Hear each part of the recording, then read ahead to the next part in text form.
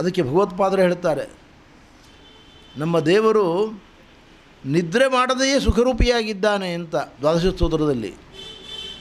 ನಾವೆಲ್ಲ ನಿದ್ರೆ ಮಾಡಿದಾಗ ಏನಾಗ್ತದೆ? ಸುಖ ಅನುಭವ ಬರ್ತದೆ, ಆಯಾಸ ಪರಿಹಾರ ಆಗ್ತದೆ. ನಮ್ಮ ದೇವರಿಗೆ ನಿದ್ರೆ ಬೇಕಾಗಿಲ್ಲ ಆಯಾಸ ಪರಿಹಾರ ಆಗಲಿಕ್ಕೆ. ಆಯಾಸವೇ ಇಲ್ಲ, ಆದ್ದರಿಂದ ಅವನಿಗೆ ಆಯಾಸವೇ ಇಲ್ಲ ಯಾವಾಗಲೂ ಕೂಡ. ಇದು ಭಗವಂತನ ಅಗಾಧವಾಗಿರತಕ್ಕಂಥ ಮಹಾತ್ಮ್ಯ ಮಹಿಮೆ ಎಂಬುದನ್ನು ನಾವು ಅರ್ಥ ಮಾಡಿಕೊಳ್ಬೇಕು ಅಂತ ನಮಗೆ ತಿಳಿಸಿಕೊಡ್ತಾ ಇದ್ದಾನೆ ಗಜೇಂದ್ರ. ನಮಃ ಶಾಂತಾಯ ಘೋರಾಯ ಗೂಢಾಯ ಗುಣಕರ್ಮಣೆ ನಿರ್ವಿಶೇಷಾಯ ಸಾಮ್ಯಾಯ ನಮೋ ಜ್ಞಾನಘನಾಯ ಚ. ಭಗವಂತ ಪರಮ ಶಾಂತ, ಪರಮ ಘೋರ, ಪರಮಗೂಢ ಅಥವಾ ಮೂಢ, ಎರಡೂ ಪಾಠ ಇದೆ. ಮೂಢ ನಮಗೆ ಅರ್ಥ ಆಗುವುದಿಲ್ಲ ಏನು ಹೇಳ್ತಾ ಇದ್ದಾರೆ ಗಜೇಂದ್ರ ಅಂತ. ಪರಮಶಾಂತ, ಪರಮಶಾಂತ ಅಂದರೆ ಸತ್ವಗುಣ ಪ್ರವರ್ತಕವಾದ ಭಗವಂತನ ರೂಪಗಳಿದ್ದಾವೆ. ಸತ್ವಗುಣ ಯಾವುದು? ಸತ್ವದ ಕಾರ್ಯ ಯಾವುದು? ಜ್ಞಾನ. ಸತ್ವಾತ್ ಸಂಜಾಯತೆ ಜ್ಞಾನಂ, ಕೃಷ್ಣ ಹೇಳಿದ್ದಾನೆ ಗೀತೆಯಲ್ಲಿ. ಸತ್ವಗುಣದ ಕಾರ್ಯ ಜ್ಞಾನ. ಯಾರಲ್ಲಿ ಹೆಚ್ಚು ಸತ್ವಗುಣ ಇದೆಯೋ ಅವರು ಜ್ಞಾನಿಗಳಾಗ್ತಾರೆ.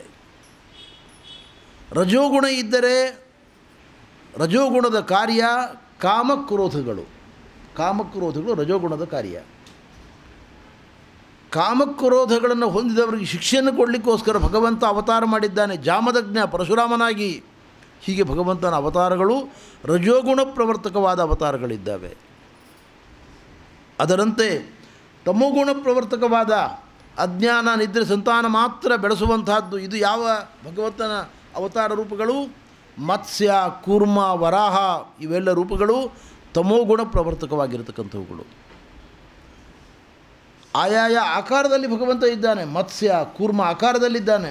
ಆದರೆ ಆ ಮತ್ಸ್ಯ ದುರ್ವಾಸನೆಯಿಂದ ಕೂಡಿದ್ದಲ್ಲ, ರಕ್ತ ಮಾಂಸಗಳಿಂದ ಕೂಡಿದ್ದಲ್ಲ, ಅಪ್ರಾಕೃತವಾಗಿರತಕ್ಕಂಥ ಮಂಗಲ ವಿಗ್ರಹ.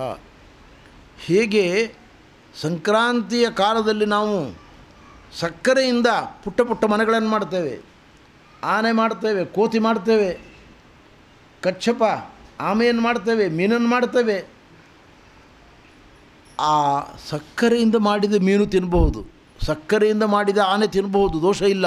ಯಾಕೆ? ಮೂಲದ್ರವ್ಯ ಶುದ್ಧ, ಸಕ್ಕರೆ ಅಶುದ್ಧ ಅಲ್ಲ. ಮೂಲದ್ರವ್ಯ ಶುದ್ಧ.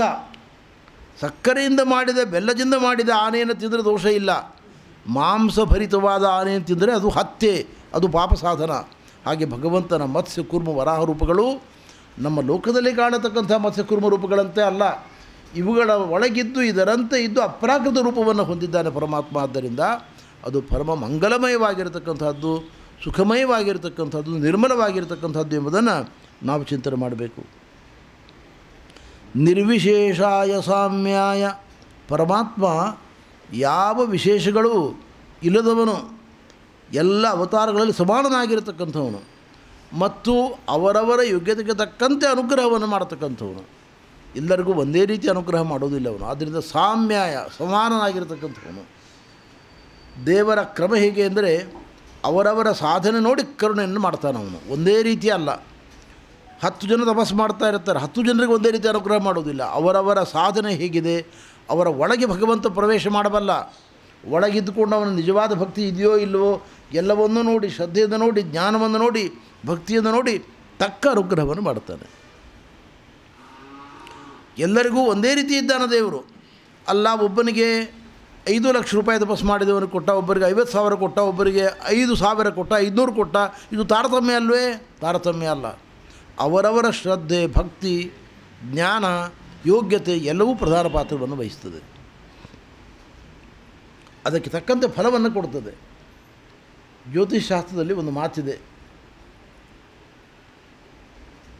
ಇಂತಿಂತಹ ಯೋಗ, ಇಂತಿಂತಹ ಗಳಿಗೆ, ಇಂತಿಂತಹ ದಿನ ನಕ್ಷತ್ರಗಳಿದ್ದರೆ ಅವರಿಗೆ ವಿಶಿಷ್ಟವಾದ ಯೋಗಗಳಿದ್ದಾವೆ ಅಂತ.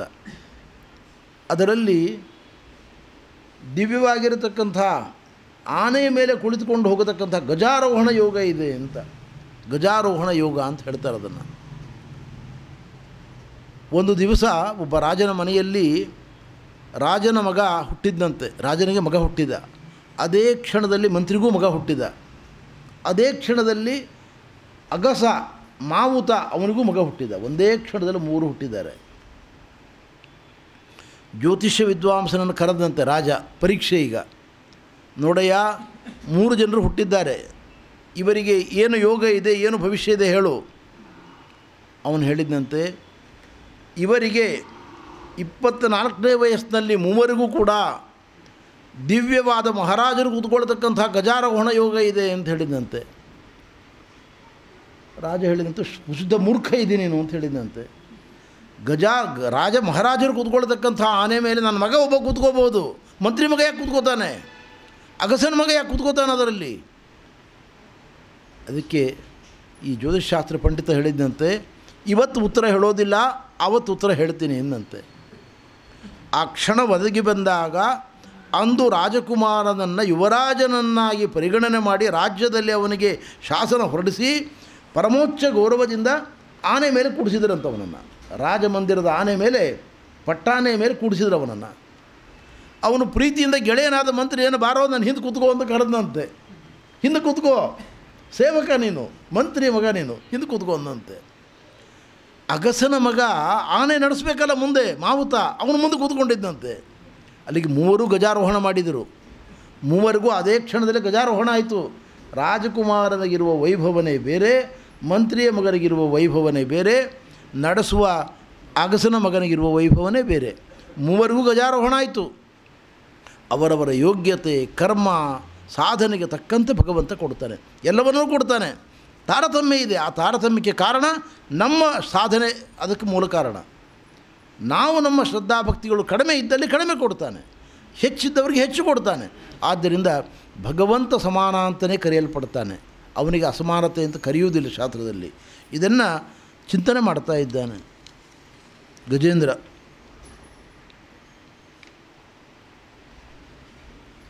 ಕ್ಷೇತ್ರಜ್ಞಾಯ ನಮಸ್ತುಭ್ಯಂ ಸರ್ವಾಧ್ಯಕ್ಷಾಯ ಸಾಕ್ಷಿಣೇ ಪುರುಷಾಯಾತ್ಮಮೂಲಾಯ ಮೂಲ ಪ್ರಕೃತಯೇ ನಮಃ. ಕ್ಷೇತ್ರಜ್ಞ ಅಂದರೆ ಗೀತೆಯಲ್ಲಿ ಹೇಳ್ತಾನೆ ಕೃಷ್ಣ, ಮಹಾಭೂತಾನ್ಯಹಂಕಾರ ಬುದ್ಧಿರವ್ಯಕ್ತಮೇವ ಚ ಏತತ್ ಕ್ಷೇತ್ರಂ ಸಮಾಸೇನ ಸವಿಕಾರಂ ಉದಾಹೃತಂ.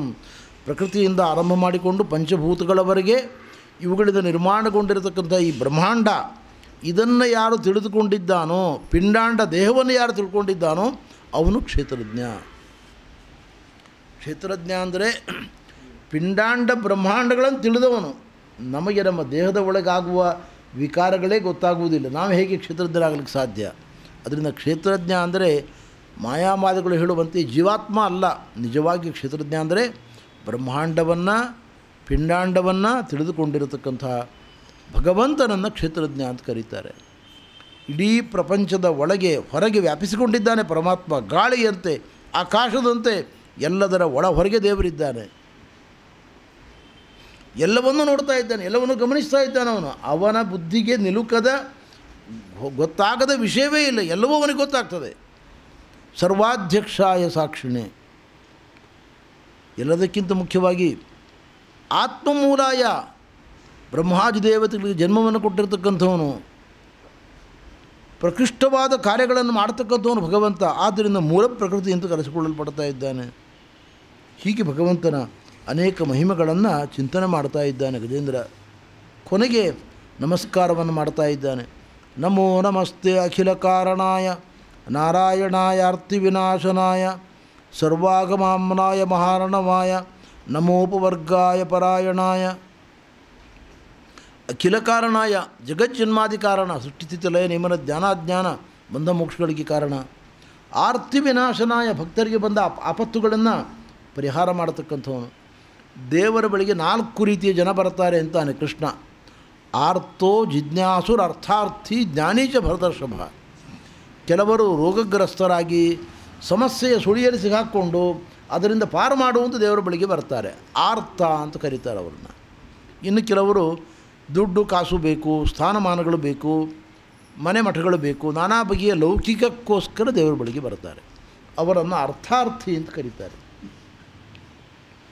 ಇನ್ನು ಕೆಲವರಿದ್ದಾರೆ ಜ್ಞಾನಿಗಳು, ಒಳ್ಳೆಯ ಜ್ಞಾನವನ್ನು ಸಂಪಾದನೆ ಮಾಡಿಕೊಂಡು ದೇವರಲ್ಲಿ ಪ್ರೀತಿಯನ್ನು ಮಾಡ್ತಾರೆ. ಅವರಲ್ಲಿ ದೇವರಿಗೆ ತುಂಬ ಪ್ರೀತಿ, ತುಂಬ ವಾತ್ಸಲ್ಯ, ತುಂಬ ಅನುಗ್ರಹ ದೃಷ್ಟಿ. ಇನ್ನು ಕೆಲವರು ಜಿಜ್ಞಾಸುಗಳು, ದೇವರನ್ನು ತಿಳ್ಕೊಳ್ಬೇಕು ಅಂತ ತವಕ ಇದೆ, ಆಸ್ಥೆ ಇದೆ, ಶ್ರದ್ಧೆ ಇದೆ. 4 ರೀತಿ ಜನ ದೇವರ ಬಳಿಗೆ ಬರ್ತಾರೆ. ಆದರೆ ಆರ್ತ ಮತ್ತು ಅರ್ಥಾರ್ಥಿ ಇದ್ದಾರಲ್ಲ, ಅವರು ಸ್ವಾರ್ಥಿಗಳು. ರೋಗ ಬಂದದ್ದರಿಂದ ದೇವರ ಬಳಿಗೆ ಬಂದಿದ್ದಾನೆ ಅವನು. ರೋಗ ಹೋಯಿತು ಅಂದರೆ ಮತ್ತೆ ದೇವ್ರ ಕಡೆ ತಲೆ ಹಾಕಿ ಮಲ್ಕೋದಿಲ್ಲ ಅವನು. ದುಡ್ಡಿಗೋಸ್ಕರ ಬಂದವನು ಹಾಗೆ, ದೇವರು ದುಡ್ಡು ಕೊಟ್ಟ ಅಂದರೆ ಮುಗೀತು ಅಲ್ಲಿಗೆ, ದೇವರದ್ದು ಅವನದು ಸಂಬಂಧ ಕಡಿದು ಹೋಯ್ತು ಅಲ್ಲಿಗೆ. ಆದರೆ ಪರಮಾತ್ಮ ಹೇಳ್ತಾನೆ, ಅವರನ್ನೂ ನಾನು ಪ್ರೀತಿ ಮಾಡ್ತೇನೆ, ಅಭಿಮಾನ ಮಾಡ್ತೇನೆ. ಯಾಕೆ ಅಂದರೆ ಯಾರೋ ಯೋಗ್ಯರ ಮನೆ ಬಾಗಿಲಿಗೆ ಹೋಗಿ ದುಡ್ಡು ಕೇಳಿಲ್ವಲ್ಲ, ಅವರು ನನ್ನನ್ನೇ ಕೇಳಿದ್ದಾರಲ್ಲ. ರೋಗ ಬಂದಾಗ ಯಾರೋ ಬಾಬಾನ ಹತ್ರ ಹೋಗಿ ಆರೋಗ್ಯ ಕೊಡು ಅಂತ ಕೇಳಿಲ್ವಲ್ಲ, ನನ್ನ ಹತ್ರ ಬಂದಿದ್ದಾರಲ್ಲ. ಅಂದರೆ ನಾನು ಸರ್ವೋತ್ತಮ ಅಂತ ತಿಳಿದು ನನ್ನ ಬಳಿಗೆ ಬಂದಿದ್ದಾರೆ. ಅಷ್ಟು ಜ್ಞಾನ ಇದೆ, ಸಣ್ಣ ಪ್ರಮಾಣದಲ್ಲಿ ಭಕ್ತಿ ಇದೆ. ಅದಕ್ಕೋಸ್ಕರ ಉದಾರ ಸರ್ವ ಏವೈತೆ ಜ್ಞಾನಿತ್ವಾತ್ಮವೂ ಮೇಮತಂ, ಇವರನ್ನು ನಾನು ಗೌರವಿಸ್ತೇನೆ ಅಂತಾರೆ ಪರಮಾತ್ಮ. ಈ ದೃಷ್ಟಿಯಿಂದ ಭಗವಂತನ ಅದ್ಭುತವಾಗಿರತಕ್ಕಂಥ ಒಂದು ಮಹಿಮೆ ನಾವು ಅರ್ಥ ಮಾಡಿಕೊಳ್ಬೇಕಾದದ್ದು. ನಮ್ಮೆಲ್ಲರ ಕಷ್ಟಗಳಿಗೆ ಮುಕ್ತಿಯನ್ನು ಕೊಡತಕ್ಕಂಥವನು ಪರಮಾತ್ಮ. ದ್ವಿತೀಯ ಸ್ಕಂದ ಭಾಗವತದಲ್ಲಿ ಶುಕಾಚಾರ್ಯರು ಹೇಳ್ತಾರೆ ಈ ಮಾತನ್ನು. ದೇವರ ಬಳಿಗೆ ಹೋಗುವಾಗ ನಾವು ಅಕಾಮಃ ಸರ್ವಕಾಮೋವ ಯಜೇತ ಪುರುಷಂ ಪರಂ ಅಂತ ಶುಕಮುನಿಗಳ ಮಾತು. ಯಾವುದೇ ಕಾಮನೆಗಳನ್ನು ಹೊತ್ತುಕೊಳ್ಳದೆ ಹೋದರೆ ಬಹಳ ಉತ್ತಮ. ಇಲ್ಲ, ಕಾಮನೆಗಳಿದ್ದಾವೆ, 108 ಬಗ್ಗೆ ಆಸೆ ಇದೆ, ಅದನ್ನು ಪೂರೈಸಬೇಕು ದೇವರು ಅಂದರೆ ಪರವಾಗಿಲ್ಲ, ಅವನನ್ನೇ ಕೇಳಿ. ಅಲ್ಲ, ರುದ್ರದೇವರಿದ್ದಾರೆ, ಗಣಪತಿ ಇದ್ದಾನೆ, ದುರ್ಗೆ ಇದ್ದಾಳೆ, ಕೆಲವು ಚಂಡೀ ವಿನಾಯಕು. ಕಲಿಯುಗದಲ್ಲಿ ಪ್ರಧಾನ ದೇವತೆಗಳು ಅಂದರೆ ದುರ್ಗೆ ಮತ್ತು ವಿನಾಯಕ. ಭಾಳ ಬೇಗ ಫಲ ಕೊಡ್ತಾರೆ ಅವರು.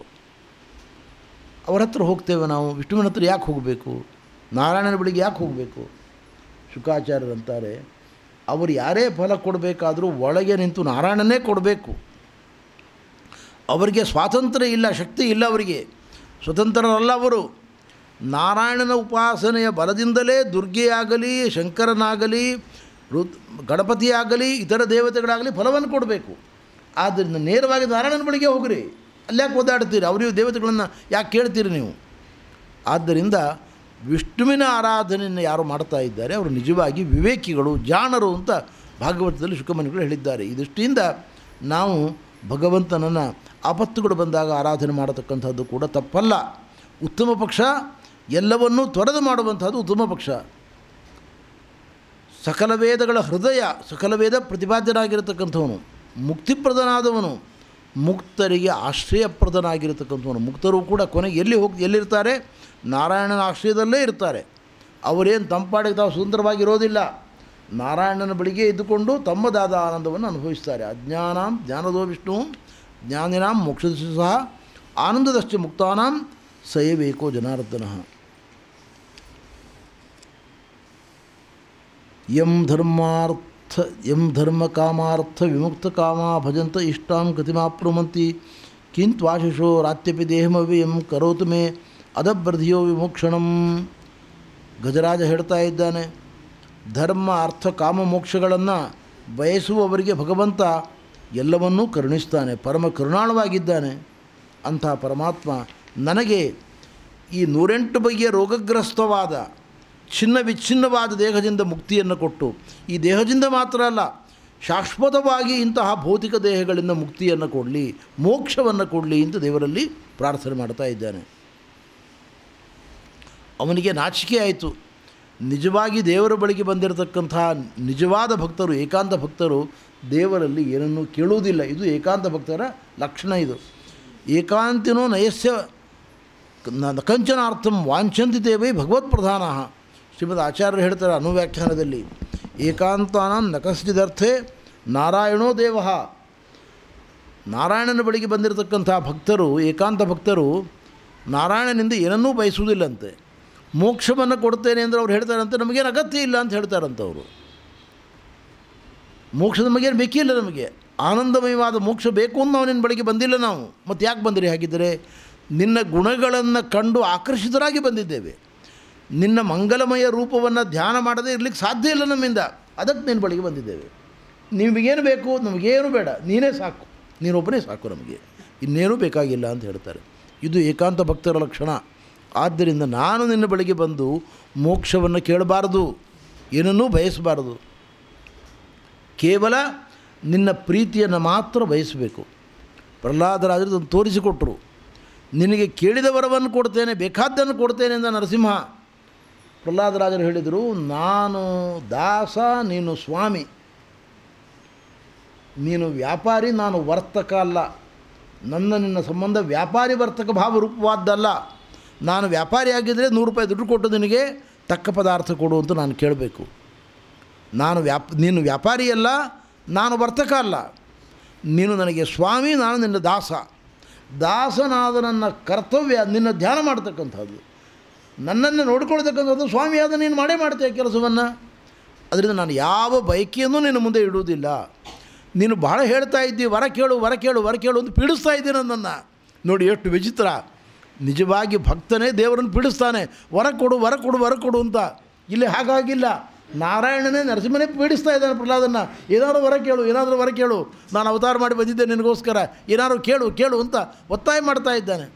ಪ್ರಹ್ಲಾದರಾಜರಂದರು, ಕಾಮಾನಾಂ ಹೃದಯ ಸಂಭ್ರೋಹಂ, ನಿನ್ನ ಬಳಿಗೆ ಲೌಕಿಕವಾದ ಫಲವನ್ನು ಕೇಳದಂತಹ ವಿವೇಕವೆಂಬ ವರವನ್ನು ಕೊಡು ಅಂತ ಕೇಳ್ತಾ ಇದ್ದಾರೆ. ಇದು ನಾವು ಬಯಸಬೇಕಾದ ಏಕಾಂತ ಭಕ್ತರ ಲಕ್ಷಣ ಅಂತ ಗಜರಾಜ ಚಿಂತನೆ ಮಾಡ್ತಾ ಇದ್ದಾನೆ. ಅಂಥ ಪರಿಪೂರ್ಣನಾದ ಪರಮಾತ್ಮನನ್ನು ಸ್ತೋತ್ರ ಮಾಡ್ತಾ ಇದ್ದೇನೆ ಅಂತ ಸ್ತೋತ್ರ ಮಾಡ್ತಾ ಇದ್ದಾನೆ.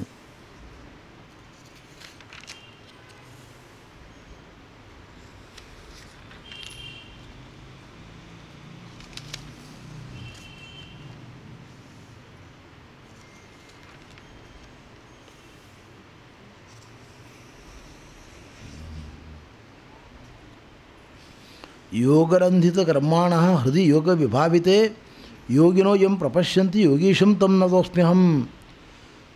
ಭಗವಂತನ ಧ್ಯಾನ ಯೋಗದಿಂದ ಎಲ್ಲ ಕರ್ಮಗಳನ್ನು ಸುಟ್ಟು ಹಾಕಿಕೊಂಡಿದ್ದಾರೆ ಜ್ಞಾನಿಗಳು. ಕರ್ಮಗಳು ಸುಟ್ಟು ಹೋಗುವುದು ಅಂದರೆ ಏನು ಅಂತ ಸರಿಯಾಗಿ ಅರ್ಥ ಮಾಡಿಕೊಳ್ಬೇಕು. ಪುರಾಣಗಳಲ್ಲಿ ಶಾಸ್ತ್ರಗಳಲ್ಲಿ ಈ ಪ್ರಮೇಯವನ್ನು ಹೇಳ್ತಾರೆ. ಜ್ಞಾನಾಗ್ನಿ ಸರ್ವಕರ್ಮಾಣಿ ಭಸ್ಮಸಾತ್ ಕುರುತೇರ್ಜುನ ಅಂತಾನೆ ಕೃಷ್ಣ. ಜ್ಞಾನವೆಂಬ ಬೆಂಕಿ ಕರ್ಮಗಳನ್ನು ಸುಟ್ಟು ಬಿಡುತ್ತದೆ ಅಂತ. ನಾವು ಪಾಪಕರ್ಮಗಳನ್ನು ಮಾಡಿದ್ದೇವೆ. ಈ ಪಾಪಕರ್ಮಗಳು ಬೀಜ ಆದಂತೆ ಇಲ್ಲ, ಇವುಗಳು ಸುಡಲಿಕ್ಕೆ. ಪರಮಾತ್ಮನ ಅಪರೋಕ್ಷ ಜ್ಞಾನವಾದ ಕೂಡಲೇ, ಬಿಂಬ ಸಾಕ್ಷಾತ್ಕಾರವಾದ ಕೂಡಲೇ ಕರ್ಮಗಳು ಸುಟ್ಟು ಹೋಗಲಿಕ್ಕೆ ಅದು ಹತ್ತಿ ಅಲ್ಲ, ಬೀಜ ಅಲ್ಲ, ಕಟ್ಟಿಗೆ ಅಲ್ಲ. ಅಷ್ಟೇ ಅಲ್ಲ, ಕರ್ಮ ಯಾವುದೂ ಈಗ ಇಲ್ಲ. 100 ಜನ್ಮಗಳ ಹಿಂದೆ ನಾನು ಪಾಪ ಮಾಡಿದ್ದೇನೆ, 1000 ಜನ್ಮಗಳ ಹಿಂದೆ ಮಾಡಿದ್ದೇನೆ, ಈ ಜನ್ಮದಲ್ಲಿ ಮಾಡಿದ್ದೇನೆ, ಹಿಂದಿನ ಜನ್ಮದಲ್ಲಿ ಮಾಡಿದ್ದೇನೆ. ಆ ಕರ್ಮ ಎಂಬುದು ಒಂದು ಕ್ಷಣದಲ್ಲಿ ಮುಗಿದು ಹೋಗಿದೆ. ಅದು ಈಗ ಇಲ್ಲ. ಅದು ಸೊಳ್ಳೆ ಹೊಡೆದು ಕೊಂದೆ, ಸೊಳ್ಳೆಯನ್ನು ಕೊಂದದ್ದು ಪಾಪ. ಈ ಕರ್ಮ ಏನು 100 ಜನ್ಮಗಳವರೆಗೆ ಹಾಗೇ ಇರ್ತದೆ. ಅದು ಒಂದು ಕ್ಷಣದಲ್ಲಿ ಮುಗಿದು ಹೋಯ್ತದು. ಹಾಗಿದ್ರೆ ಕರ್ಮ ಪುಣ್ಯವನ್ನು ಪಾಪವನ್ನು ಸೃಷ್ಟಿ ಮಾಡಿ ಕೊಟ್ಟು ಮುಗಿದು ಹೋಯ್ತು ಅಲ್ಲಿಗೆ ಅದು ಕೆಲಸ. ಅದರಿಂದ ಎಂಟ್ರಿ ಏನಾಗೋದು ನನ್ನ ಲೆಜರ್ನಲ್ಲಿ, ಇವನು ಇಂಥ ಸೊಳ್ಳೆಯನ್ನು ಕೊಂದ, ಸೊಳ್ಳೆಯನ್ನು ಕೊಂದರಿಂದ ಪಾಪ ಬಂತು, ಇಷ್ಟು ಪಾಪ ಅಂತ, ಇಷ್ಟು ಡಿಗ್ರಿ ಪಾಪ, ಇಷ್ಟು ಜನ್ಮದ ದುಃಖವನ್ನು ಅನುಭವಿಸುವ ಪಾಪ ಎಂಟ್ರಿ ಆಯ್ತು, ಅಲ್ಲಿ ಮುಗಿದೋಯ್ತು ಅಷ್ಟೇ.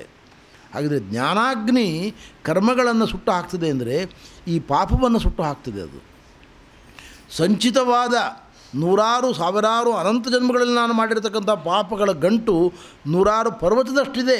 ಯಾವತ್ತು ನನಗೆ ಬಿಂಬ ಸಾಕ್ಷಾತ್ಕಾರ ಆಗ್ತದೋ ಆವತ್ತು ದೇವರು ಏನು ಮಾಡ್ತಾನೆ, ಆ 1000 ಕೋಟಿ ಪರ್ವತದ ಪಾಪವನ್ನೆಲ್ಲ ಸುಟ್ಟು ಭಸ್ಮ ಮಾಡಿಬಿಡ್ತಾನೆ. ಪ್ರಾರಬ್ಧ ಕರ್ಮವನ್ನು ಮಾತ್ರ ಉಪಭೋಗ ಮಾಡಲೇಬೇಕು. ಅದಕ್ಕಾಗಿ 10 50 ಜನ್ಮಗಳನ್ನು ಎತ್ತಿದರೆ ಮುಗಿದೋಯ್ತು. ಆ ಜ್ಞಾನ ಬಂದ ನಂತರದಲ್ಲಿ ಮಾಡಿದ ಕರ್ಮಗಳು ಎಂದೂ ನಮಗೆ ಪಾಪಲೇಪ ಆಗುವುದಿಲ್ಲ. ಸಣ್ಣ ಪುಟ್ಟ ಪಾಪ ಮಾಡ್ತೇವೆ, ಆ ಪಾಪಲೇಪ ಆಗುವುದಿಲ್ಲ. ಜ್ಞಾನವೆಂಬ ಅಗ್ನಿಯೇ ಅದನ್ನು ಸುಟ್ಟು ಹಾಕ್ತದೆ. ಕಾದ ಕಬ್ಬಿಣದ ಹಂಚಿನ ಮೇಲೆ ಒಂದು ಹನಿ ನೀರು ಹಾಕಿದರೆ ಒಂದು ಕ್ಷಣದಲ್ಲಿ ಆವಿಯಾಗಿ ಹೋಗ್ತದೆ ಅದು. ಹಾಗೆ ನಾವು ಪಾಪ ಮಾಡಿದರೂ ಕೂಡ ದೇವರ ಸ್ಮರಣೆ ಮಾಡಿ ಆ ಪಾಪವನ್ನು ಕಳೆದುಕೊಳ್ತೇವೆ ನಾವು. ಈ ದೃಷ್ಟಿಯಿಂದ ಜ್ಞಾನಿಗಳು ಯೋಗಶಕ್ತಿಯಿಂದ ಎಲ್ಲ ಪಾಪವನ್ನು ಕಳೆದುಕೊಂಡು ಭಕ್ತಿಯಿಂದ ಭಗವಂತನ ಆರಾಧನೆ ಮಾಡಿ ಅವನ ಸಾಕ್ಷಾತ್ಕಾರವನ್ನು ಪಡೆದುಕೊಳ್ತಾ ಇದ್ದಾರೆ. ನಿರ್ಮಲ ಭಕ್ತಿಯಿಂದ ಭಗವಂತ ಒಲಿತಾ ಇದ್ದಾನೆ, ಸಾಕ್ಷಾತ್ಕಾರವನ್ನು ಕೊಡ್ತಾ ಇದ್ದಾನೆ. ನಮಸ್ತುಭ್ಯಂ ಅಸಸ್ಯ ವೇಗ ಶಕ್ತಿತ್ರಯಾಯ ಅಖಿಲ ಧೀಗುಣಾಯ ಪ್ರಪನ್ನಪಾಲಾಯ ದುರಂತ ಶಕ್ತಿಯೇ ಬುದ್ಧೀಂದ್ರಿಯಾಣಂ ಅನವಾಪ್ಯ ವರ್ತಮನೆ. ಭಗವಂತ ಜ್ಞಾನಶಕ್ತಿ ಕ್ರಿಯಾಶಕ್ತಿಗಳನ್ನು ಒಳಗೊಂಡಿರತಕ್ಕಂಥವನು, ಉತ್ಪತ್ತಿ ಸಂಹಾರ ಶಕ್ತಿಗಳನ್ನು ಒಳಗೊಂಡಿರತಕ್ಕಂಥವನು. ಅಂಥ ಪರಮಾತ್ಮ ಎಲ್ಲರಿಗೆ ನಿಯಾಮಕನಾಗಿರತಕ್ಕಂಥವನು. ಅವನಿಗೆ ಇತಿಮಿತಿಗಳಿಲ್ಲ. ನಮ್ಮ ನಿಮ್ಮಂಥವರ ಬುದ್ಧಿ ಮನಸ್ಸುಗಳಿಗೆ ನಿಲುಕದೇ ಇರತಕ್ಕಂಥವನು. ಅಂಥ ಭಗವಂತನ ಮಹಿಮೆ ಅಗಾಧವಾದದ್ದು, ಅನಂತವಾದದ್ದು. ಅಂತಹ ಪರಮಾತ್ಮನಿಗೆ ನಾನು ನಮಸ್ಕಾರ ಮಾಡ್ತಾ ಇದ್ದೇನೆ ಅಂತ ನಮಸ್ಕಾರವನ್ನು ಮಾಡ್ತಾ ಇದ್ದೇನೆ. ಗಜೇಂದ್ರ ಇಷ್ಟು ಹೊತ್ತಿನವರೆಗೆ ದೇವರ ಮಹಿಮೆಯನ್ನು ಕೊಂಡಾಡಿದಾಗ ಪರಮಾತ್ಮ ಆಕಾಶದಲ್ಲಿ ಕಾಣಿಸಿಕೊಳ್ತಾ ಇದ್ದಾನಂತೆ. ಆಕಾಶದಲ್ಲಿ ಬ್ರಹ್ಮದೇವರು, ವಾಯುದೇವರು, ಗರುಡದೇವರು, ರುದ್ರದೇವರು ಎಲ್ಲ ದೇವಾನುದೇವತೆಗಳೆಲ್ಲರೂ ಇದ್ದಾರಂತಲ್ಲಿ ಆಕಾಶದಲ್ಲಿ. ಆದರೆ ಒಬ್ಬರೇ ಒಬ್ಬರು ಗಜೇಂದ್ರನನ್ನು ಆಪತ್ತಿನಿಂದ ಪಾರುಗಾಣಿಸಲಿಕ್ಕೋಸ್ಕರ ಬರಲಿಲ್ಲಂತೆ. ಯಾಕೆ ಬರಲಿಲ್ಲ ಅಂದರೆ ಶುಕಾಚಾರ್ಯರು ಹೇಳ್ತಾರೆ, ವಿವಿಧ ಲಿಂಗ ಭಿದಾಭಿಮಾನಾಹ.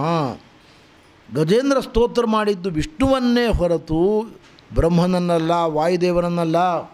ಅವರಲ್ಲಿರುವ ಗುಣಗಳನ್ನು ಅವನು ಕೊಂಡಾಡೇ ಇಲ್ಲ. ಇದೆಲ್ಲ ಗುಣಗಳು ಕೇವಲ ನಾರಾಯಣನಲ್ಲಿ ಮಾತ್ರ ಇರತಕ್ಕಂಥ ಗುಣಗಳು. ಸರ್ವೋತ್ತಮನಾದ ನಾರಾಯಣನ ಧ್ಯಾನ ಮಾಡ್ತಾ ಇದ್ದಾನೆ. ಆದ್ದರಿಂದ ನಾವು ಈ ಸಮಯದಲ್ಲಿ ಅದನ್ನು ನೋಡಿ ಸಂತೋಷ ಪಡಬೇಕು. ಪರಮಾತ್ಮ ಬರ್ತಾನೆ, ಈಗ ಅವನ ದರ್ಶನ ಇವನ ನಿಮಿತ್ತದಿಂದ ನಮಗೂ ಆಗ್ತದೆ ಅಂಥೇಳಿ ಎಲ್ಲ ದೇವತೆಗಳು ಕಾಯ್ತಾ ನಿಂತ್ಕೊಂಡಿದ್ದಾರಂತೆ ಆಕಾಶದಲ್ಲಿ. ಭಗವಂತ ಆಗ ಕಾಣಿಸಿಕೊಳ್ತಾ ಇದ್ದಾರೆ. ಛಂದೋಮಯೇನ ಗರುಡೇನ ಸಮುಚ್ಯಮಾನಃ. ಗರುಡನ ಮೇಲೆ ಕೂತ್ಕೊಂಡು ಭಗವಂತ ಬರ್ತಾ ಇದ್ದಾನಂತೆ. ಭಾಗವತ ಹೇಳ್ತದೆ ಛಂದೋಮಯೇನ ಗರುಡೇನ ಅಂತ. ಛಂದೋಮಯ ಅಂದರೆ ವೇದಮಯ ಅಂತ ಅರ್ಥ. ಅಂದರೆ ಗರುಡ ದೇವರು ಯಾವಾಗಲೂ ವೇದಾಭಿಮಾನಿಯಾದ್ದರಿಂದ ಸಾಮವೇದವನ್ನು ಹೇಳ್ತಾ ಇರ್ತಾರಂತೆ ಗರುಡದೇವರು. ಆ ಗಾಯನವನ್ನು ಕೇಳ್ತಾ ದೇವರು ವೇದಾನಾಂ ಸಾಮವೇದೋಸ್ಮಿ. ಆ ಸಾಮಗಾಯನವನ್ನು ಕೇಳ್ತಾ ದೇವರು ಗರುಡನ ಮೇಲೆ ಕೂತ್ಕೊಂಡು ಬರ್ತಾ ಇದ್ದಾನಂತೆ. ಎಲ್ಲ ದೇವತೆಗಳಿಗೆ ಗರುಡ ದೇವರು ಮಾಡುವ ಸಾಮಗಾನ ಕೇಳಿಸ್ತಾ ಇದೆ. ಪರಮಾತ್ಮ ಅದರ ಮೇಲೆ ಕುಳಿತುಕೊಂಡು ಗರುಡನ ಬೆನ್ನಿನ ಮೇಲೆ ಕೂತ್ಕೊಂಡು ಬರ್ತಾ ಇದ್ದಾನೆ. ಎಲ್ಲ ದೇವತೆಗಳು ನೋಡಿದ್ದಾರೆ. ಅವನ ಕೈಯಲ್ಲಿ ಚಕ್ರ ಇದೆ. ಚಕ್ರಾಯುಧೋ ಶಗಮದಾಸು ಯಥೋ ಗಜೇಂದ್ರ. ಎಲ್ಲಿ ಗಜೇಂದ್ರ ಮೊಸಳೆಯ ಹಿಡಿತಕ್ಕೆ ಸಿಲುಕಿ ದುಃಖ ಪಡ್ತಾ ಇದ್ದಾನೆ, ಅಂಥ ಸ್ಥಳಕ್ಕೆ ಬರ್ತಾ ಇದ್ದಾನೆ ಪರಮಾತ್ಮ. ಗರುಡಾರೂಢರಾಗಿ ಭಗವಂತ ಅಲ್ಲಿಗೆ ಆಗಮಿಸಿದ. ಸೋಂತಸ್ಸರಸ್ಯುರುಬಲೇನ ಗೃಹೀತ ಆರ್ತೋ ದೃಷ್ಟ್ವಾ ಗರುತ್ಮತಿ ಹರಿಂ ಕೌಪಾತ್ತಚಕ್ರಂ ಉತ್ಕ್ಷಿಪ್ಯ ಸಾಂಬುಜಕರಂ ಗೇರಮಾಹ ಕೃಚ್ಛ್ರಾತ್ ನಾರಾಯಣಾಖಿಲ ಗುರೋ ಭಗವನ್ ನಮಸ್ತೆ. ತನ್ನ ಸೊಂಡಿಲಿನಿಂದ ಒಂದು ಕಮಲವನ್ನು ಕಿತ್ತಿ ನಾರಾಯಣನ ಪಾದಕ್ಕೆ ಅರ್ಪಣೆ ಮಾಡಿದ್ದಾನೆ. ಪತ್ರಂ ಪುಷ್ಪಂ ಫಲಂ ತೋಯಂ ಯೋಮೇ ಭಕ್ತಿಯ ಪ್ರೇಕ್ಷತಿ. ಭಕ್ತಿಯಿಂದ ಏನು ಕೊಟ್ಟರೂ ನಾನು ಸ್ವೀಕಾರ ಮಾಡ್ತೇನೆ ಎಂದು ದೇವರು ಹೇಳಿದ್ದಾನೆ. ಗಜೇಂದ್ರನಿಗೆ ಸಮರ್ಥನೆ ಮಾಡಲಿಕ್ಕೆ ಇವತ್ತು ಒಂದು ಪುಷ್ಪ ಕಣ್ಣ ಮುಂದೆ ಇದೆ. ಅದನ್ನೇ ಹರಿಯ ಪಾದಕ್ಕೆ ಅರ್ಪಣೆ ಮಾಡ್ತಾ ಇದ್ದಾನೆ. ಭಕ್ತಿಯಿಂದ ಅರ್ಪಣೆ ಮಾಡ್ತಾ ಇದ್ದಾನೆ. ಮಾಡಿ ನಾರಾಯಣ ಅಖಿಲ ಗುರು, ಎಲ್ಲರಿಗೂ ಧ್ಯಾನಪ್ರದನಾಗಿರ್ತಕ್ಕಂಥ ಸ್ವಾಮಿಯೇ ನಿನಗೆ ನಮಸ್ಕಾರ ಅಂತ ನಮಸ್ಕಾರವನ್ನು ಮಾಡ್ತಾ ಇದ್ದಾನೆ. ಭಗವಂತ ಚಕ್ರದಿಂದ ಮೊಟ್ಟ ಮೊದಲು ನಕ್ರನನ್ನು ಅಂದರೆ ಮೊಸಳೆಯ ತಲೆಯನ್ನು ಕತ್ತರಿಸಿದ್ದಾನೆ. ತಲೆಯನ್ನು ಕತ್ತರಿಸಿದ ಕೂಡಲೇ ದೇವತೆಗಳ ನೋಡ್ತಾ ಇದ್ದಾರೆ, ಆನಂದ ಪಡ್ತಾ ಇದ್ದಾರೆ ದೇವತೆಗಳು. ದಿವ್ಯ ರೂಪವನ್ನು ಧರಿಸಿಕೊಂಡು ಮೊಸಳೆ ಮೊದಲು ಸದ್ಗತಿಯನ್ನು ಪಡೆದುಕೊಳ್ತಾ ಇದೆ, ಸ್ವರ್ಗಲೋಕಕ್ಕೆ ಹೋಗ್ತಾ ಇದೆ, ದೇವಲೋಕಕ್ಕೆ ಪ್ರಯಾಣ ಮಾಡ್ತಾ ಇದೆ. ಆಮೇಲೆ ಗಜರಾಜನನ್ನು ಉದ್ಧಾರ ಮಾಡಿದ್ದಾರೆ ಪರಮಾತ್ಮ. ಇಲ್ಲಿ ಗಮನಿಸಿ, ಗಜರಾಜನನ್ನು ಮೊದಲು ಉದ್ಧಾರ ಮಾಡಬೇಕಾಗಿತ್ತು ದೇವರು. ಮೊಸಳೆನ ಮೊದಲು ಉದ್ಧಾರ ಮಾಡಿದ. ಸ್ವಾಮಿಗಳು ಸತ್ಯಧರ್ಮ ಸ್ವಾಮಿಗಳವರು ವ್ಯಾಖ್ಯಾನ ಮಾಡ್ತಾ ಹೇಳ್ತಾರೆ, ಹರಿಯ ಪಾದಗಳನ್ನು ನಂಬಿದ ಗಜೇಂದ್ರನ ಪಾದ ಹಿಡಿದಿದ್ದಾನಲ್ಲ ಮೊಸಳೆ, ಅದಕ್ಕೆ ಮೊದಲು ಅವನಿಗೆ ಮುಕ್ತಿ, ಆಮೇಲೆ ಗಜರಾಜನಿಗೆ ಮುಕ್ತಿ ಅಂತ. ಎಷ್ಟು ದೊಡ್ಡ ಪ್ರಮೇಯ ಇದೆ ನೋಡಿ ಇದರಲ್ಲಿ. ನಾವು ಭಾಗವತರ ಕಾಲು ಹಿಡಿದರೆ ಜೀವನದಲ್ಲಿ ದೇವರು ಮೊದಲು ನಮ್ಮನ್ನು ಕಣ್ಣೆತ್ತಿ ನೋಡ್ತಾನೆ. ಆ ಭಾಗವತರು ದೊಡ್ಡವರವರು, ಮಹಾತ್ಮರು, ಅವರು ಉದ್ಧಾರ ಆಗೇ ಆಗ್ತಾರೆ. ಅವ್ರ ಬಗ್ಗೆ ಹೆಚ್ಚು ಥರ ಕೆಡಿಸ್ಕೋಬೇಕಾಗಿಲ್ಲ. ತಾಯಿ ನಡೆಯಬಲ್ಲ 10-12 ವರ್ಷದ ಮಗುವಿನ ಕೈ ಹಿಡಿಯುವುದಿಲ್ಲ. ಅವಳು ನಡಿಲಿಂದ ಬಿಟ್ಬಿಡ್ತಾಳೆ. ಅವಳು 4 ವರ್ಷದ ಪುಟ್ಟ ಮಗುವಿನ ಕೈ ಹಿಡ್ಕೊಳ್ತಾಳೆ. ಅವಳು 4 ವರ್ಷದ ಮಗುವಿನ ಕೈ ಯಾಕೆ ಹಿಡ್ಕೊಳ್ತಾಳೆ ಅವಳು? 12 ವರ್ಷದ ಮಗು ಇದೆಯಲ್ಲ, ಮೊದಲು ಹುಟ್ಟಿದವನವನು, ಅವನ ಕಡೆ ಲಕ್ಷ್ಯ ಕೊಡಬೇಕಲ್ಲ ತಾಯಿ. ಇಲ್ಲ, ಕೊಡೋದಿಲ್ಲ. ಅದಕ್ಕೆ ಸ್ವತಂತ್ರವಾಗಿ ನಡಿಲಿಕ್ಕೆ ಬರುತ್ತೆ. ಅದಕ್ಕೆ ಮಗುವನ್ನು ನಡಿಲಿಂದ ಬಿಟ್ಬಿಡ್ತಾಳೆ ತಾಯಿ. ಹಾಗೆ ಪರಮಾತ್ಮ ಅಂತರಂಗ ಭಕ್ತನಾದ ಗಜೇಂದ್ರನನ್ನು ಉದ್ಧಾರ ಮಾಡ್ತಾನೆ. ಅವನ ಪಾದ ಹಿಡಿದದಕ್ಕೋಸ್ಕರ ಮೊಟ್ಟ ಮೊದಲು ಮೊಸಳೆಯನ್ನು ಉದ್ಧಾರ ಮಾಡಿದ ದೇವರು. ಅದಕ್ಕೆ ಸದ್ಗತಿಯನ್ನು ಕರುಣಿಸ್ತಾ ಇದ್ದಾನೆ. ತನ್ನ ಚಕ್ರದಿಂದ ಮೊಸಳೆಯನ್ನು ಕತ್ತರಿಸಿದ. ನೋಡಿ, ಸುದರ್ಶನ ಚಕ್ರದ ಸ್ಪರ್ಶವಾದ ಕೂಡಲೇ ಆಗತಕ್ಕಂಥ ಪರಿಣಾಮ ಇದು. ಆ ಸುದರ್ಶನ ಚಕ್ರದ ಪ್ರಭಾವ, 100 ಸೂರ್ಯರ ಕಾಂತಿಯನ್ನು ಒಳಗೊಂಡಿರತಕ್ಕಂಥದ್ದು ಸುದರ್ಶನ ಚಕ್ರ. ಅದರ ಸ್ಪರ್ಶ ಆದರೆ ಸಾಕು, ಅಜ್ಞಾನ ವಿಪರೀತ ಜ್ಞಾನಗಳು ಹೊರಟು ಹೋಗಿ ನಿರ್ಮಲವಾದ ಜ್ಞಾನೋದಯವಾಗ್ತದೆ. ಅವರಿಗೆ ನಿರ್ಮಲವಾದ ಜ್ಞಾನ ಬಂತು. ಅವನಿಗೂ ಮೊಸಳಿಗೂ ಕೂಡ ಹೂಹು ಎಂಬ ಗಂಧರ್ವನಿಗೂ ಕೂಡ ಉತ್ತಮವಾದ ಗತಿ ಪ್ರಾಪ್ತಿಯಾಯಿತು ಅಂತ ಹೇಳ್ತಾ ಇದ್ದಾರೆ. ಆದ್ದರಿಂದಲೇ ನಿಮಗೆ ತಿಳಿದಿರುವಂತೆ ವೆಂಕಟೇಶ ಕಲ್ಯಾಣದಲ್ಲಿ ಆ ಅಸುರ ಭಗವಂತನ ಬಳಿಗೆ ಪ್ರಾರ್ಥನೆ ಮಾಡಿದ್ದನ್ನೇ. ವೃಷಭಾಚಲದಲ್ಲಿ ವೃಷಭಾಸುರ ಇದ್ದಾನಲ್ಲ, ಪರಮಾತ್ಮ ಏನೇನು ಆಕಾರಗಳನ್ನು ತಳೆದ ಅದೆಲ್ಲವನ್ನೂ ಮಾಡಿದ. ಪರಮಾತ್ಮ ಗರುಡಾರೂಢನಾಗಿ ಬಂದ, ಅವನೂ ಗರುಡಾರೂಢನಾಗಿ ಬಂದ. ಚಕ್ರ ತೋರಿಸಿದ ದೇವರು. ಇಷ್ಟರವರೆಗೆ ನಾನು ಅನುಕರಣೆ ಮಾಡಬಲ್ಲೆ, ಚಕ್ರ ನನ್ನಿಂದ ಸೃಷ್ಟಿ ಮಾಡಲಿಕ್ಕೆ ಆಗುವುದಿಲ್ಲ. ಅದು ನಿಂದು ಮಾತ್ರ, ನಿನಗೆ ಮಾತ್ರ ಸಾಧ್ಯ. ಅದು ನಿನ್ನ ಚಕ್ರವನ್ನು ಇನ್ನೊಬ್ಬರು ಸೃಷ್ಟಿ ಮಾಡಲಿಕ್ಕೂ ಆಗುವುದಿಲ್ಲ, ಧಾರಣೆ ಮಾಡಲಿಕ್ಕೂ ಆಗುವುದಿಲ್ಲ. ನಿನ್ನ ಆಯುಧವನ್ನು ನೀನೇ ಧಾರಣೆ ಮಾಡಬೇಕು. ಮಹಾಭಾರತದ ಸೌಪ್ತಿಕ ಪರ್ವದಲ್ಲಿ ಒಂದು ಮಾತಿದೆ. ಅಶ್ವತ್ಥಾಮಾಚಾರ್ಯರಿಗೆ ಒಂದು ದುರ್ಬುದ್ಧಿ ಬಂತಂತೆ ಒಮ್ಮೆ. ಅವರಿಗೇನು ಆಲೋಚನೆ ಬಂತು ಅಂದರೆ, ಈ ಕೃಷ್ಣನ ಪರಾಕ್ರಮ ಏನೂ ಇಲ್ಲ ಅವನಿಗೆ, ಏನೂ ಶಕ್ತಿ ಇಲ್ಲ ಅವನಿಗೆ, ಏನೂ ಸಾಮರ್ಥ್ಯ ಇಲ್ಲ, ಬರೀ ಮಾಯೆ, ಎಲ್ಲ ಮೋಹ ಮಾಯೆ. ಅವನಿಗೇನಾದರೂ ಶಕ್ತಿ ಇರೋದಾಗಿದ್ದು ಚಕ್ರದ ಒಳಗೆ ಆಡ್ಕೊಂಡಿದೆ ಆ ಶಕ್ತಿ. ಆ ಚಕ್ರ ಏನಾದರೂ ನನ್ನ ವಶ ಮಾಡ್ಕೊಂಡ್ಬಿಟ್ರೆ ಇಡೀ ಜಗತ್ತನ್ನೇ ವಶ ಮಾಡ್ಕೊಂಡ್ಬಿಡ್ಬೋದು ಅಂತ ಒಂದು ವಿಚಾರ ಬಂತಂತ ಅವರಿಗೆ. ಮೂಲತಃ ರುದ್ರದೇವರು, ಅವರಿಗೂ ಅಜ್ಞಾನ ವಿಪರೀತ ಜ್ಞಾನಗಳು ಅಪರೂಪಕ್ಕೆ ಬರ್ತವೆ. ನಮಗೆ ಅಪರೂಪಕ್ಕೆ ಜ್ಞಾನೋದಯವಾದಂತೆ. ಕೃಷ್ಣನ ಬಳಿಗೆ ಬಂದರು. ಕೃಷ್ಣ ಸ್ವಾಗತ ಮಾಡಿದ, ಬರಬೇಕು ಬ್ರಾಹ್ಮಣೋತ್ತಮರು ಬನ್ನಿರಿ ಇಂದ. ಪಾದ ತೊಳೆದ, ಏನಾಗಬೇಕು ಅಂತ ಕೇಳಿದ. ಕೃಷ್ಣ ಒಂದು ಕೇಳ್ತೇನೆ, ಕೊಡ್ತೀಯಾ ಅಂದರು. ಕೊಡ್ತೇನೆ ಎಂದ. ಅಲ್ಲ, ಈಗ ಕೊಡ್ತೇನೆ ಅಂದ, ಆಮೇಲೆ ಇದು ಬೇಡ ಇದಾಗಲ್ಲ ಅಂತ ಅನ್ನಬಾರ್ದು ನೀನು. ಖಂಡಿತ ಹೇಳಲ್ಲ, ನೀವು ಕೇಳಿದ ಮೇಲೆ ಮುಗಿದೋಯ್ತು, ಕೇಳಿದ್ದು ಕೊಡ್ತೇನೆ ಎಂದ. ನಿನ್ನ ಚಕ್ರವನ್ನು ಕೊಡು, ಸುದರ್ಶನ ಚಕ್ರವನ್ನು ಕೊಡು ಅಂದರು. ಇಷ್ಟೇನಾ, ಇಷ್ಟೇ ಯಾಕೆ ಒದ್ದಾಡಿದಿರಿ, ಪಕ್ಕದ ಕೋಣೆಯಲ್ಲಿದೆ, ಹೋಗಿ ತಗೊಳ್ರಿ ಇಂದ. ಪಕ್ಕದ ಕೋಣೆಗೆ ಹೋದರು. ಆ ಚಕ್ರವನ್ನು ಎತ್ತಲಿಕ್ಕೆ ಪ್ರಯತ್ನ ಮಾಡಿದರು. 1 ಇಂಚು ಅಲುಗಾಡಿಸ್ಲಿಕ್ಕೆ ಆಗಲಿಲ್ಲ ಅವ್ರ ಕಡೆಯಿಂದ. ರಾಮಾಯಣದಲ್ಲಿ ಒಂದು ಕಥೆ ಬರ್ತದೆ.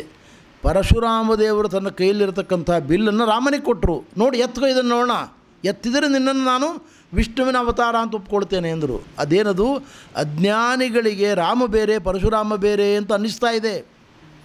ಆದರೆ ನಿಜವಾಗಿ ಪರಶುರಾಮನೂ ವಿಷ್ಣುವಿನ ರೂಪವೇ, ರಾಮನೂ ವಿಷ್ಣುವಿನ ರೂಪವೇ. ಈ ಜ್ಞಾನೋದಯ ಸಜ್ಜನರಿಗಾಗಬೇಕು. ಅದಕ್ಕೋಸ್ಕರ ಪರಮಾತ್ಮ ಏನು ಮಾಡಿದ, ಚಾಲೆಂಜ್ ಮಾಡಿದ ಪರಶುರಾಮ.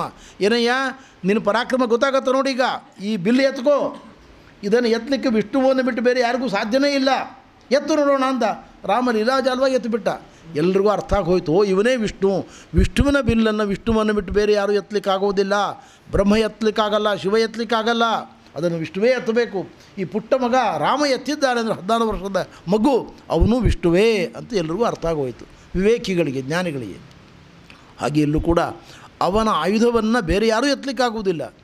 ಅದರಿಂದ ವೃಷಭಾಸುರ ಹೇಳಿದ, ನಿನ್ನ ಚಕ್ರವನ್ನು ನಾನು ನಿರ್ಮಾಣ ಮಾಡಲಿಕ್ಕಾಗುವುದಿಲ್ಲ, ಅದು ನಿನ್ನ ಕೈಯಲ್ಲಿ ಮಾತ್ರ ಇರುವಂತಹದ್ದು, ನೀನು ಮಾತ್ರ ತೋರಿಸಬಲ್ಲೆ. ಇಲ್ಲಿಗೆ ನನ್ನದು ಎಲ್ಲ ಶಕ್ತಿ ಮುಗೀತು, ಆ ಚಕ್ರವನ್ನು ಪ್ರಯೋಗ ಮಾಡು, ನನ್ನ ಸಂಹಾರ ಮಾಡು. ನಿನ್ನ ಚಕ್ರ ನನ್ನ ದೇಹಕ್ಕೆ ಸೋಂಕಿದರೆ ಸಾಕು, ನನಗೆ ಸದ್ಗತಿ ಆಗ್ತದೆ ಅಂತ ವೃಷಭಾಸುರ ಹೇಳಿದ. ಆದ್ದರಿಂದಲೇ ನಾವು ತಪ್ತ ಚಕ್ರವನ್ನು ಧಾರಣೆ ಮಾಡ್ತೇವೆ. ಪ್ರಥಮೇಕಾದಶಿ ಎಂದು ಗುರುಗಳಿಂದ ತಪ್ತಚಕ್ರ, ತಪ್ತ ಮುದ್ರಾಧಾರಣೆ, ಶಂಖಚಕ್ರಗಳನ್ನು ಧಾರಣೆ ಮಾಡತಕ್ಕಂಥದ್ದು ಇದೇ ದೃಷ್ಟಿಯಿಂದ ನಮ್ಮ ಎಲ್ಲ ಪಾಪಗಳು ಸುಟ್ಟು ಹೋಗ್ತದೆ.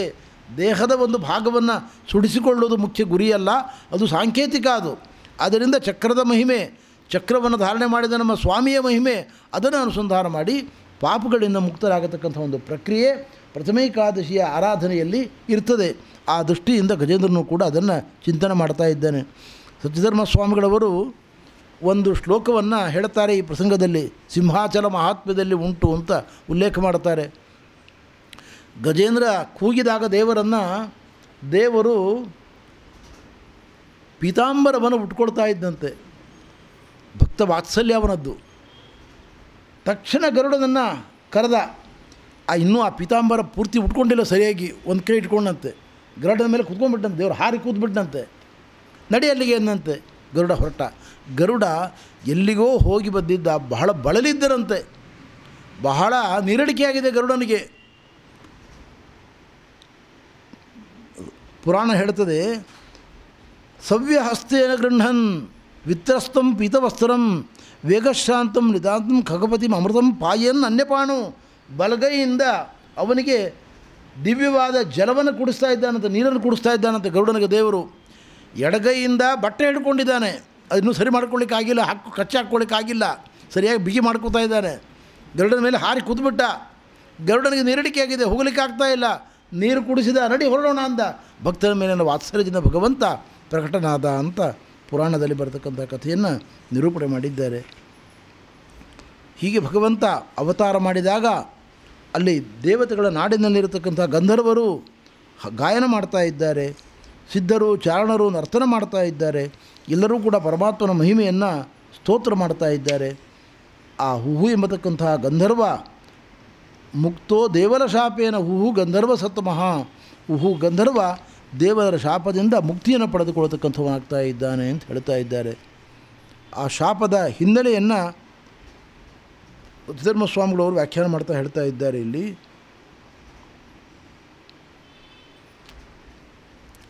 ಒಂದು ಸರೋವರದಲ್ಲಿ ಈ ಹುಹು ಎಂಬ ಗಂಧರ್ವ ತನ್ನ ಹೆಂಗಳೆಯರ ಜೊತೆಗೆ ವಿಹಾರ ಮಾಡ್ತಾ ಇದ್ದಾನಂತೆ. ಅಲ್ಲಿ ಸ್ನಾನಕ್ಕೋಸ್ಕರ ಅಂತ ದೇವಲ ಋಷಿಗಳು ಬಂದರಂತೆ. ಬಂದ ಕೂಡಲೇ ಇವನೇನು ಮಾಡಿದ, ಅವರ ಕಾಲು ಹಿಡಿದು ಸ್ವಲ್ಪ ಕುಚೇಷ್ಟೆ ಮಾಡಿದ. ಅವರು ಹೇಳಿದರಂತೆ, ಕಾಲು ಹಿಡಿಯುವ ಪ್ರಾಣಿಯಾಗಿ ಹುಟ್ಟು ಅಂದ್ರಂತೆ. ಕಾಲು ಹಿಡಿಯುವ ಪ್ರಾಣಿಯೇ ಮೊಸಳೆ. ಕಾಲು ಹಿಡಿಯುವ ಪ್ರಾಣಿ ಅಂದರೆ ಮೊಸಳೆ. ಅದು ನೀವು ನೀರಿಗೆ ಇಳಿದ ಕೂಡಲೇ ಮೊಟ್ಟ ಮೊದಲು ಕಾಲು ಹಿಡಿಯುವ ಪ್ರಾಣಿ ಅಂದರೆ ಬೇರೆ ಯಾವ ಪ್ರಾಣಿಯೂ ಅಲ್ಲ, ಮೊಸಳೆ ಕಾಲು ಹಿಡಿತದೆ. ಮೊಸಳೆಯಾಗುವಂತ ಶಾಪ ಕೊಟ್ಟರು. ಆವಾಗ ಜ್ಞಾನೋದಯ ಆಯಿತು ಅವನಿಗೆ. ಅವರ ಕಾಲು ಹಿಡಿದ, ತಪ್ಪಾಯಿತು ಅಂದ, ಅಪರಾಧ ಆಯಿತು, ಕ್ಷಮಾ ಮಾಡಿರಿ, ಉದ್ಧಾರದ ಮಾರ್ಗವನ್ನು ತೋರಿಸ್ರಿ ಎಂದ. ನೋಡಪ್ಪ, ಈ ಸರೋವರದ ಒಳಗೆ ಮುಂದೊಂದು ದಿವಸ ಗಜರಾಜ ಬರ್ತಾನೆ, ಮಹಾಭಾಗವತ ಅವನು, ಇಂದ್ರದ್ಯುಮ್ನ ರಾಜ, ಪೂರ್ವಜನ್ಮದಲ್ಲಿ ದೊಡ್ಡ ಜ್ಞಾನಿ, ಅವನ ಕಾಲು ಹಿಡಿ, ಆವಾಗ ಉದ್ಧಾರ ಆಗ್ತಿದೆ ಅಂತ ಹೇಳಿದಂತೆ.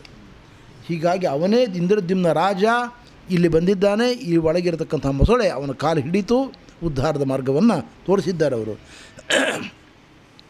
ಆ ಇಂದ್ರದ್ಯುಮ್ನರಾಗಿರತಕ್ಕಂಥ ರಾಜರ್ಷಿ ಹಿಂದೆ ಕುಲಾಚಾರ ಪರ್ವತದಲ್ಲಿ ಮೌನವ್ರತಧಾರಿಯಾಗಿ ದೇವರ ಪೂಜೆ ಮಾಡ್ತಾ ಇದ್ದ. ಆ ಕಥೆಯನ್ನು ನಾನು ನಿನ್ನೆ ಹೇಳಿದ್ದೇನೆ.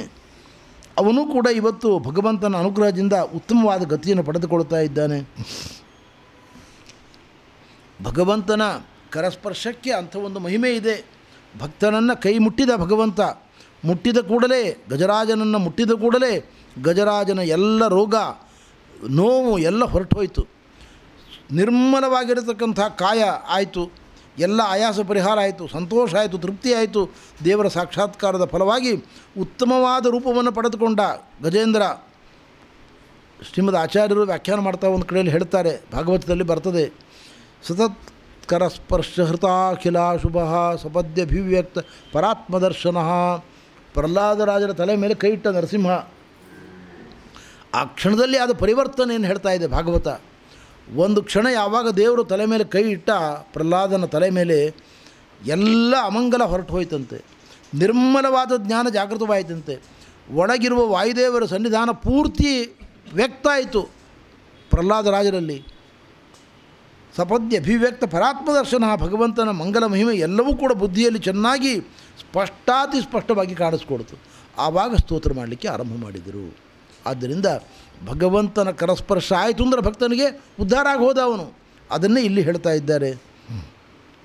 ಭಗವಂತ ಗಜರಾಜನನ್ನು ಆಪತ್ತಿನಿಂದ ಪಾರಾಣಿಸಿ ಅವನಿಗೆ ಪರಮಾನುಗ್ರಹವನ್ನು ಮಾಡ್ತಾ ಇದ್ದಾನೆ.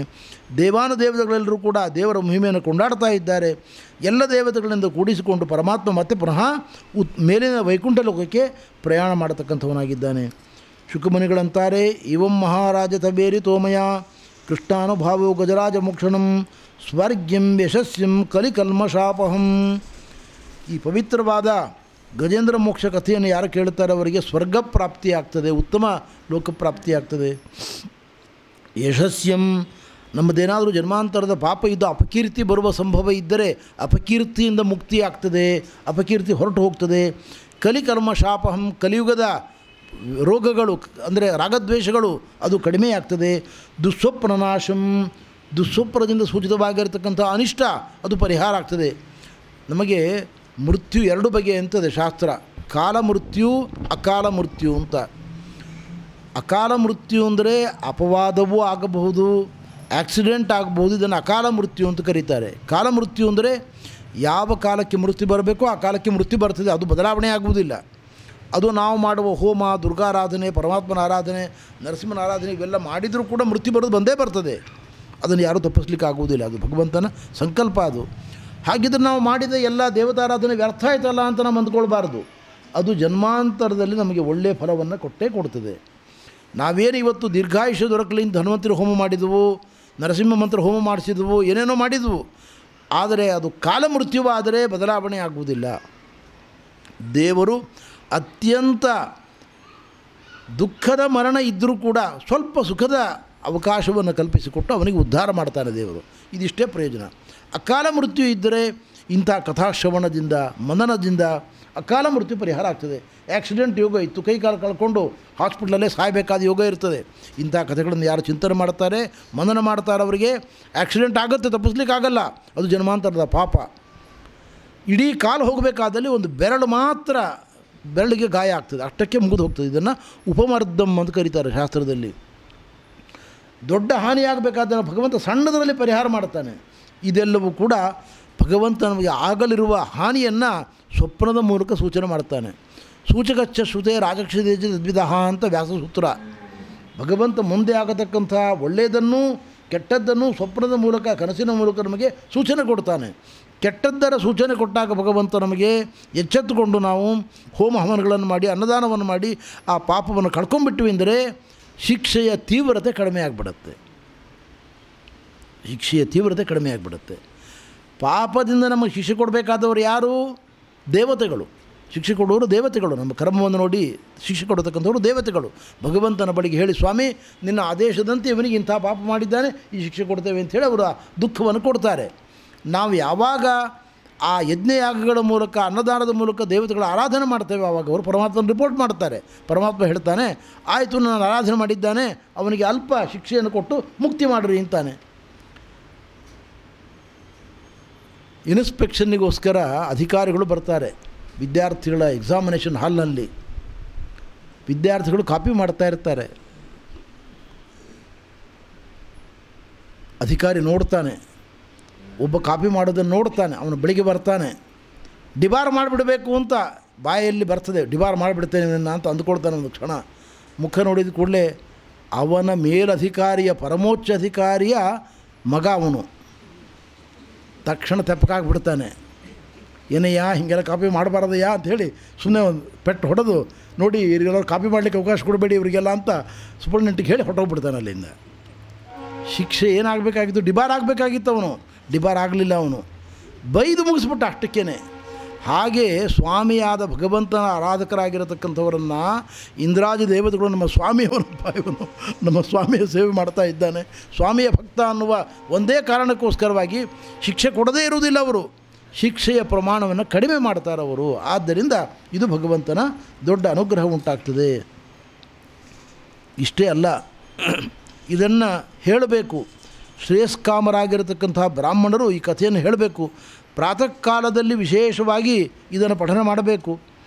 ಯಾರು ಇದನ್ನು ಹೇಳ್ತಾರೆ, ಕೇಳ್ತಾರೆ, ಪ್ರಾತಃ ಕಾಲದಲ್ಲಿ ನನ್ನ ರೂಪವನ್ನು, ಹರಿ ಗಜೇಂದ್ರನನ್ನು ಮೋಚನೆ ಮಾಡಿದ ರೂಪವನ್ನು, ಇಲ್ಲಿರುವ ಸರೋವರವನ್ನು, ಇಲ್ಲಿರತಕ್ಕಂಥ ತ್ರಿಕೂಟ ಪರ್ವತವನ್ನು ಯಾರು ಚಿಂತನೆ ಮಾಡ್ತಾ ಇದ್ದಾರೆ, ಅದರಂತೆ ಈ ಮೂರು ಶಿಖರಗಳಿದ್ದಾವಲ್ಲ, ಬ್ರಹ್ಮ ವಿಷ್ಣು ಮಹೇಶ್ವರರಂತೆ ಈ ಮೂವರ ರೂಪವನ್ನು ಕೂಡ ಚಿಂತನೆ ಮಾಡಬೇಕು.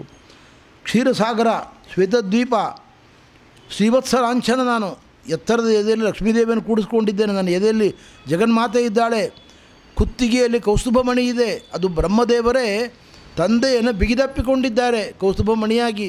ಬ್ರಹ್ಮದೇವರನ್ನು ಚಿಂತನೆ ಮಾಡಬೇಕು. ಮಾಲಾಂ, ವನಮಾಲೆಯನ್ನು ಚಿಂತನೆ ಮಾಡಬೇಕು. ಆಪಾದ ಲಂಬಿನಿ ಮಾಲಾ ವನಮಾಲೇತಿ ಕೀರ್ತಿತ. ಭಗವಂತನ ಕುತ್ತಿಗೆಯಿಂದ ಪಾದದವರೆಗೆ ಇರತಕ್ಕಂಥ ದೊಡ್ಡದಾದ ಮಾಲೆಯನ್ನು ವನಮಾಲಾ ಅಂತ ಕರೀತಾರೆ. ಶ್ರೀನಿವಾಸ ದೇವರು ಹಾಕಿರ್ತಾರೆ ನೋಡಿ, ಶಾಲಿಗ್ರಾಮದ ಮಾಲೆ, ಅದು ವನಮಾಲಾ. ಅಂಥ ಮಾಲೆಯನ್ನು ಭಗವಂತ ಧರಿಸಿದ್ದಾನೆ.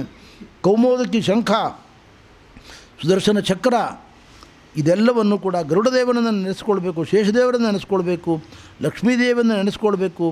ನಾರದರು, ಬ್ರಹ್ಮದೇವರು, ಪ್ರಹ್ಲಾದ, ಮತ್ಸ್ಯಕೂರ್ಮ, ವರಾಹಾದಿ ಭಗವದ್ ರೂಪಗಳು, ಕರ್ಮಾಣ್ಯ ಅನಂತ ಪುಣ್ಯಾನಿ, ಅನಂತ ಪುಣ್ಯವನ್ನು ಕೊಡತಕ್ಕಂಥ ಭಗವಂತನ ರೂಪಗಳು. ಇದನ್ನು ಪ್ರಣವಂ, ಓಂಕಾರವನ್ನು ಚಿಂತನೆ ಮಾಡಬೇಕು. ಭಗವಂತನ ರೂಪವನ್ನು ಚಿಂತನೆ ಮಾಡಬೇಕು, ಗೋವುಗಳಿಗೆ ನಮಸ್ಕಾರ ಮಾಡಬೇಕು, ಬ್ರಾಹ್ಮಣರಿಗೆ ನಮಸ್ಕಾರ ಮಾಡಬೇಕು, ಧರ್ಮಪತ್ನಿಯಾಗಿರತಕ್ಕಂಥ ದಾಕ್ಷಾಯಣಿಗೆ ನಮಸ್ಕಾರವನ್ನು ಮಾಡಬೇಕು. ಇದೆಲ್ಲವನ್ನು ಯಾರು ಬೆಳಗು ಜಾವದಲ್ಲಿ ಮಾಡ್ತಾ ಇದ್ದಾರೆ, ಇಷ್ಟೇ ಅಲ್ಲ, ಗಂಗಾಂ ಸರಸ್ವತೀಂ ನಂದಾಂ, ಕುಳಿತಲ್ಲೇ ಗಂಗಾದೇವಿ ಸ್ಮರಣೆ ಮಾಡಿಕೊಳ್ಬೇಕು, ಸರಸ್ವತಿ ನದಿ ಸ್ಮರಣೆ ಮಾಡಿಕೊಳ್ಬೇಕು, ಕಾಲಿಂದಿ ಅಂದರೆ ಯಮುನಾದೇವಿ, ಯಮುನಾ ನದಿ ಅದನ್ನು ಸ್ಮರಣೆ ಮಾಡಿಕೊಳ್ಬೇಕು. ಇಷ್ಟೇ ಅಲ್ಲ, ಸೀತಭಾರಣಂ ಇಂದ್ರಲೋಕದಲ್ಲಿರತಕ್ಕಂಥ ಬಿಳಿಯಾದ ಆನೆ ಗಜೇಂದ್ರ, ಅದು ಕೂಡ ಐರಾವತ, ಅದನ್ನು ಸ್ಮರಣೆ ಮಾಡಿಕೊಳ್ಬೇಕು. ಇಷ್ಟೆಲ್ಲ ಯಾರು ಮಾಡ್ತಾ ಇದ್ದಾರೆ ಅಂಥವರಿಗೆ ನಾನು ಎಲ್ಲ ರೀತಿಯಿಂದಲೂ ಕೂಡ ಪಾಪದಿಂದ ಮುಕ್ತಿಯನ್ನು ಕೊಟ್ಟು ಅವರಿಗೆ ಪ್ರಾಣಾತ್ಯೇಚಾಹಂ ದದಾಮಿ ವಿಮಲಾಮತಿಂ, ಪ್ರಾಣೋತ್ಕ್ರಮಣ ಕಾಲದಲ್ಲಿ ನಿರ್ಮಲ ಜ್ಞಾನವನ್ನು ಅನುಗ್ರಹಿಸ್ತೇನೆ. ಪ್ರಾಣೋತ್ಕ್ರಮಣ ಕಾಲದಲ್ಲಿ ಎಲ್ಲರಿಗೂ ಕೂಡ 100 ಚೇಳು ಕಟುಕಿದರೆ ಎಷ್ಟು ವೇದನೆ ಆಗಬೇಕೋ ಅಷ್ಟು ವೇದನೆ ಆಗ್ತದಂತೆ. ಪ್ರಾಣೋತ್ಕ್ರಮಣ ಕಾಲದಲ್ಲಿ ಯಾರು ಇದನ್ನೆಲ್ಲ ಪಠನ ಮಾಡ್ತಾರೆ, ಪಾರಾಯಣ ಮಾಡ್ತಾರೆ, ಅರ್ಥಾನುಸಂಧಾನ ಮಾಡ್ತಾರೆ ಅಂಥವರಿಗೆ ಪ್ರಾಣೋತ್ಕ್ರಮಣ ಕಾಲದಲ್ಲಿ ಭಗವಂತ ವೇದನೆ ಇಲ್ಲದೆ ದೇಹತ್ಯಾಗ ಮಾಡತಕ್ಕಂಥ ಭಾಗ್ಯವನ್ನು, ಅನುಗ್ರಹವನ್ನು ತೋರ್ತಾನೆ ಅಂತ ಹೇಳ್ತಾ ಇದ್ದಾರೆ. ಇತ್ಯಾದಿಶ್ಯ ಋಷಿಕೇಶ ಪ್ರಾತ್ಮಾಯ ಜಲಜೋತ್ತಮಂ ಹರ್ಷಯನ್ ವಿಭದಾನಿಕಂ ಆರುರೋಹ ಸುಖಾಧಿಪಂ. ಹೀಗೆ ಭಗವಂತ ಶಂಖವನ್ನು ಊದ್ತಾ ರಮಾಬ್ರಹ್ಮಾದಿ ದೇವತೆಗಳಿಂದ ಕೂಡಿಕೊಂಡು ಅಲ್ಲಿಂದ ತೆರಳತಕ್ಕಂಥವನಾಗಿದ್ದಾನೆ ಎಂಬುದಾಗಿ ದಿವ್ಯವಾಗಿರತಕ್ಕಂಥ ಕಥೆಯನ್ನು ಶುಕಮುನಿಗಳು ಹೇಳಿದ್ದಾರೆ ಅನ್ನುವಲ್ಲಿಗೆ ಈ ಪ್ರವಚನವನ್ನು ಮುಕ್ತಾಯ ಮಾಡ್ತೇನೆ. ಶ್ರೀಕೃಷ್ಣಾರ್ಪಣಮಸ್ತು, ಮಧ್ವೇಶಾರ್ಪಣಮಸ್ತು.